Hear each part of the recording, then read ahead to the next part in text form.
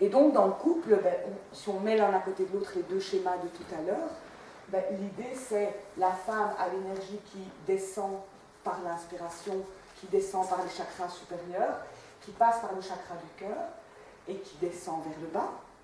L'homme, c'est l'inverse. Et dans le couple, il y a un échange, une boucle qui se fait, je l'appelle la boucle cœur-sexe, mais à l'époque, je ne savais pas encore faire des arrondis convenablement, donc ce sont des lignes droites. Il faut que je refasse un jour ce schéma. Et souvent, ce qui se passe dans un couple aujourd'hui, on est bien d'accord qu'au bout de les 15 jours, un mois, il y a toujours une blessure. Le mec, le meilleur du monde, parvient toujours à blesser sa compagne et à lui dire quelque chose qu'il ne devrait pas lui dire.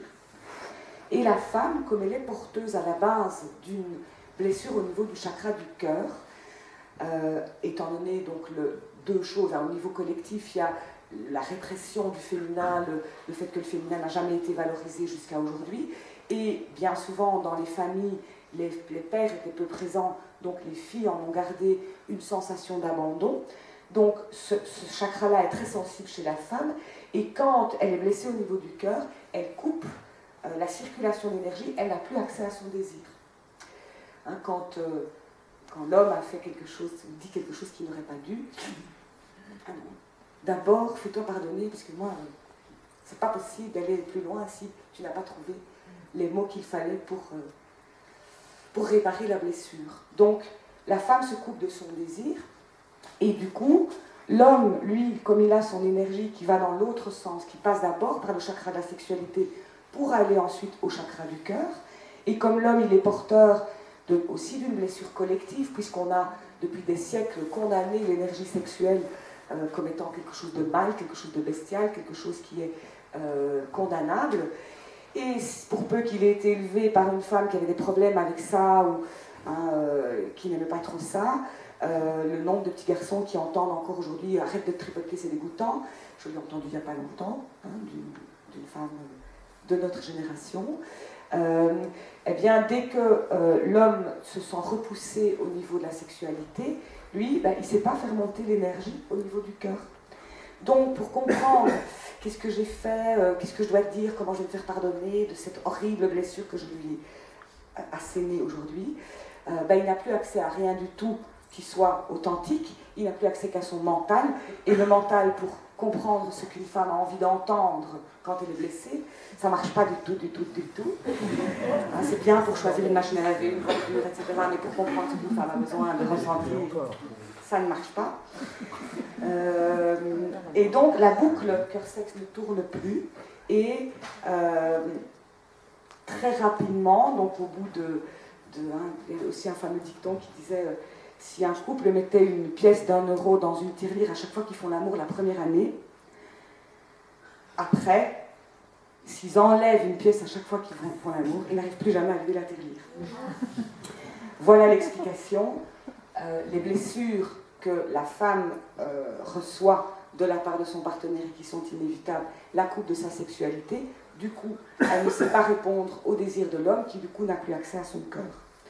Donc, nous avons, hommes et femmes, une responsabilité, même si, évidemment, il y a des choses qui dépendent de la relation, il y a des gens qu'on ne va pas désirer ou des gens qu'on ne va pas pouvoir comprendre de cœur à cœur, mais quand le couple fonctionnait bien, au départ, chacun a sa responsabilité pour faire tourner cette boucle. La femme a comme responsabilité de guérir elle-même sa blessure du chakra du cœur. Aucun homme, même le plus merveilleux qui soit, je le sais parce que c'est le mien,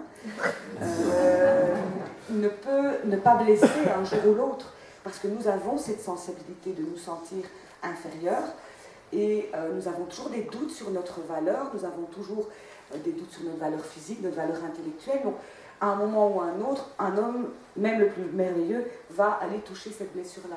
Si nous ne faisons pas quelque chose avec cette blessure du cœur, forcément, ou si nous ne réussissons pas, lorsqu'il nous blesse, à passer au-dessus pour avoir accès à notre désir, eh bien, nous empêchons la boucle de circuler.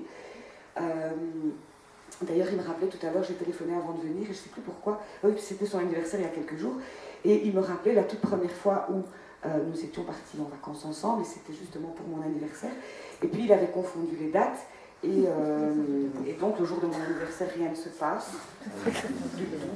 Et puis le soir arrive, rien ne s'est passé. Bon. Donc je mets le sujet sur la table, tiens, quel jour sommes-nous aujourd'hui? Tu t'es déconnecté de ton iPhone, sans doute. Et puis il se rend compte de son erreur. Et là j'avais le choix, ou bien je restais blessée, ou bien la solution que j'ai choisie c'est, mais tu sais, on va faire comme si, demain c'est mon anniversaire. Et donc, le lendemain, c'était mon anniversaire. Et c'était très bien comme ça. Parce qu'après tout, on s'en foutait quel jour c'était. Mais voilà, c'était une question de choix, de rester blessé parce qu'il avait oublié, ou, voilà, il a oublié, c'est pas grave, c'est pas pour ça qu'il ne m'aime pas ou que ma valeur est mise en cause, et nous passons à autre chose. Inversement, les hommes ont une responsabilité de ne pas faire dépendre la connexion à leur cœur de leur chakra sexuel, et d'apprendre à entretenir leur connexion au cœur en dehors de la sexualité. Alors, beaucoup d'hommes avec qui je suis en relation professionnelle me disent par exemple que le jogging peut être un moyen. C'est curieux, mais visiblement, au niveau de ce que ça suscite comme sécrétion d'endorphines, d'état un peu méditatif, parce que finalement, le pas... Les pas des pieds, c'est un peu comme le tambour du chaman, hein, donc ça met en état méditatif.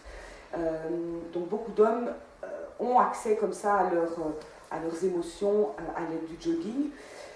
Les massages aussi peuvent aider, ou certaines musiques. Donc à chaque homme de trouver ce qui va lui permettre de garder une connexion bien vivante au niveau de son cœur. Et comme ça, si à un moment il y a un couac au niveau de la circulation de la boucle, chacun peut la relancer. Et donc, une petite image un peu rigolote pour vous permettre de retenir le concept, parce que finalement, le schéma c'est bien, mais ça va plus vous parler. Hein, en général, une femme va dire no love, no sex, un homme va dire no sex, no love. Donc c'est dit très brièvement, mais ça résume très bien ce que je viens de vous expliquer.